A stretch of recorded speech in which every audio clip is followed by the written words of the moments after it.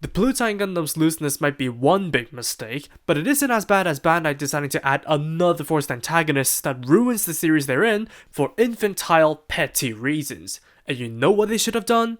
Not turn them into sympathetic villains, but actually send them to the underworld in the most humiliating way possible. What is going on, guys? MJ2005 Gundam here, and today I'm going to be reviewing the high-grade Typhoeus Gundam Chimera from Gundam Build Metaverse. The obligatory forced party pooper antagonist of the series, it is named after the Greek monster and threatens to send its sister and her accomplice into the pits of Tartarus. This high grade is made up of a whopping 23 runners, a small sticker sheet, a pair of standard, and ribbon wires. Being a combination of various kits, only 3 of the runners are labeled Typhoeus Gundam Chimera, as 3 were from the Raphael, polycaps included, 9 from the Kutan Type III, 2 G-Wish display bases minus the specialized adapters, and 6 were made with a high grade Psycho Gundam Mk-II in mind, despite Typhoeus parts being attached onto the L1 and L2 runners, which basically confirms that a full kit of that is coming out sometime in the future. Most possibly be Bandai though. And while the build structure should be familiar if you built either of the root kits and the Advanced of Zeta gigantic arms before, this being my first Kutan and the Psycho Gundam Mk-II arms definitely brought something new and enriching. Although it's worth noting that none of the gold parts are undergated and the red and black parts can lead to awful nub and stress marks, especially with the use of large gates and average gate placement throughout the entire kit. While the construction isn't necessarily complex, it definitely isn't the smoothest build by any stretch. Starting off with the Typhoeus Gundam itself, and it's hard to find much to fault it for. The proportions are fairly spot on to the line art, while the new armor pieces vastly help distinguish it from the Raphael Gundam and gives it an androgynous silhouette. Color separation is also really good, especially in the newly molded head, with the separate cheek vent detail and clear eyepiece that renders the use of stickers optional if you trace around it. Similarly, the other stickers are used to fill in the black recesses in the forehead gem, chest vents, and skirting armor, plus underlaying the clear chest piece with a chrome shine. However, some might scoff at all the gold plastic that dominates the design, and while that includes me, it's for a different reason. It's way too rich. It should have been in a more champagne gold as per the line arts, but I suppose the richer gold gives it a more Chinese dragon aesthetic. Moreover, seam lines are present on the shoulders, arms, and legs, and you might want to panelline the gold parts to add some extra detail. Otherwise, depending on your opinion on the gold, the straight build presentation can range from satisfactory to needing some work. Articulation wise, the head is on a somewhat restricted double polycap ball joints, mostly thanks to the mullet.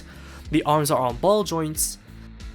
The independent shoulder armor covers up the perpendicular arm raise. There's a bicep swivel, single jointed elbows, and ball jointed wrists. The waist can crunch front to back and rotate all the way. Front, side, and back skirts can move, and while the kicks towards all directions are acceptable, the hips are on a polycap ball joint. There's a thigh rotation, double jointed knees, hinged ball jointed feet with a moving toe, and movable rear thrusters. Since the Typhoeus inherits the full inner structure of the Raphael, the articulation is generally the same. Though apart from the limited head and elbows, the ball jointed hips are a bit dodgy and the high heels don't help it on the ground either. For accessories, besides the standard holding hands, the GN beam rifle has been carried over from the Raphael Gundam. It slides into the hand for use, but the grip is terrible due to it being at the mercy of the trigger. The other weapons include the back-mounted smooth bore gun and arm-mounted dragon head stolen from its support unit. The former is mounted onto a backpack adapter and can be swiveled up and down, while the latter can be adjusted with a ball joint and repositioned to the underside of the arm for defense. Furthermore, the dragon head's top and bottom jaw can open up with various joints to expose the breath verniers for breathing fire. Although, if the kit isn't wonky enough to handle with the weapons on already, enough adapters are provided to have 2 of each on the base body. Which moves us swiftly along to the Kutan twin dragon type. With the stolen parts reattached, it is evidence that the unit is very well made. It looks big and chunky, there's plenty of surface detail and part separation, and the clear green for the windscreens is a nice touch. Although if you look closely enough, it is clearly made up of the Kutan Type III piggybacking / carrying the Psycho Arm Unit 2 that makes up the bulk of its size, and I really don't like how the Psycho Gundam Mk-II arms are just hanging there. While everything is latched and locked into place, the smoothbore gun turret can be adjusted, The dragon heads can still be deployed, and a thruster on the side binders can pop out. It certainly has a presence, but it doesn't really do much apart from sit on its provided action base, so it's about time that we combine it with the Typhoeus Gundam. Docking the two units involves a simple process of folding the toes of the Gundam, unhitching the front flaps of the Kutan, undocking the canopy and dragon heads, replacing the latter's attachment joints, readjusting the side and bottom parts, and plugging the units into the knees while clamping the side and bottom panels around the leg and foot. Then, replace the smoothbore gun module with a red cover piece, unfold the unit and attachment arm, store the GN beam rifle, adjust the big arms, and mount the smoothbore guns onto the top with the previous adapters. Finally, slide it into the backpack adapter, before clamping it down with the attachment arm and overhang flaps, and plugging the entire unit onto the provided display base with custom made adapters. Once that is complete, and whether you like or hate the design, the model kit does an excellent job at representing the Typhoeus Gundam Chimera. The kit has the proper bulky, imposing silhouette and ample shelf presence thanks to its size, and the added red and black help balance out the color scheme. And besides the extra stickers inside the shoulder beam cannons and the scopes of the smoothbore guns, as well as the need to paint the light grey on the leg pieces, all the essential color apps are present on the kit. However, one thing that this form needs is panel lining. The extra armor parts have a ton of embedded surface detail, although they are all washed out by the bright red plastic. Apart from that, and maybe repainting the gold plastic, you might want to seal the seam line on the booster tanks, though this form of the kit is absolutely presentable out of the box. Articulation and handling are slightly affected though. The long V-fin and extra armor does make reaching for and moving the head slightly tougher. The torso and waist are locked by the rear attachments, and the legs aren't able to support the weight of the dragon heads should they be lifted. The Psycho arm units on the other hand feature a swing and rotation at the base, independent shoulder armor pieces that allow the arm to move out perpendicularly, a bicep rotation, double jointed elbows, ball jointed wrists with a knuckle joint, ball jointed fingers that can bend with the exception of the thumb, and moving armor panels and joints that facilitate the Psycho Gundam Mk-II transformation and the equipment of its shield. To be fair, it's sufficient for an exoarmor form, but don't expect it to pull off anything crazy.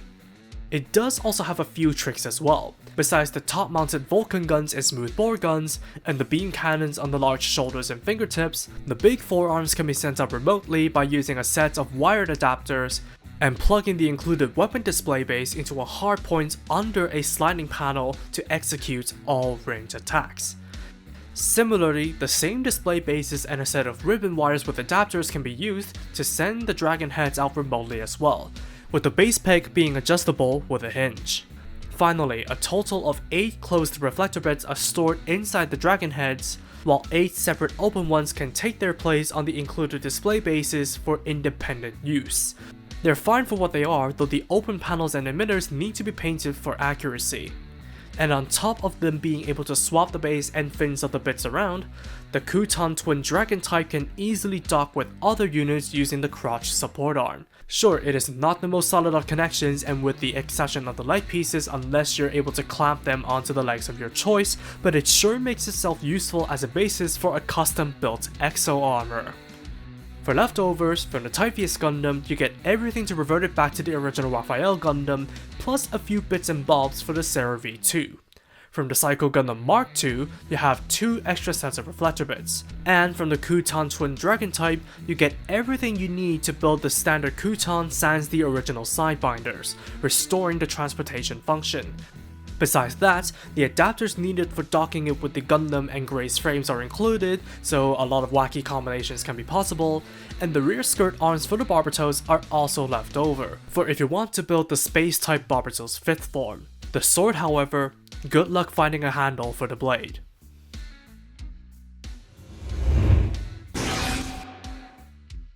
Let's be honest, the only reason you buy a big kit like the Meteor units, Dendrobium, or Neo Zeong is to show off, especially if you like their designs. The same thing can be said for the Typhoeus Gundam Chimera, and it definitely has the visual quality and shelf presence for that very purpose. While the complete loadouts for both configurations plus the display bases and simple combination process are very nice touches, which sounds like a very good 8,000 yen deal on paper. Sadly, it's not that great. The structure is not made to withstand the weight, making it finicky to pose and essentially bricked, while the relatively better core unit has an unusable rifle and is otherwise unarmed without stealing parts from the Kutan Twin Dragon type, and that goes without mentioning that the building process isn't all that pleasant either. However, besides the looks, the fun that I've had docking other kits into the Kutan and making use of the leftover parts to restore its original functions is definitely the highlight of the film process. It still doesn't excuse the pathetic backstory and finickiness of the base kit, but at least it's a somewhat good investment for builders wanting a base for their custom Hulkbuster exosuit. Ultimately, the high-grade Typhoeus Gundam Chimera is a good kit for display purposes, but it's unfortunately and undoubtedly the weakest built Metaverse release to date. And that's all for me.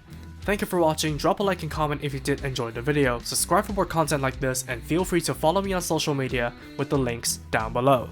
That said, take it easy, stay safe, and I'll see you all in the next video. Peace out guys, bye bye.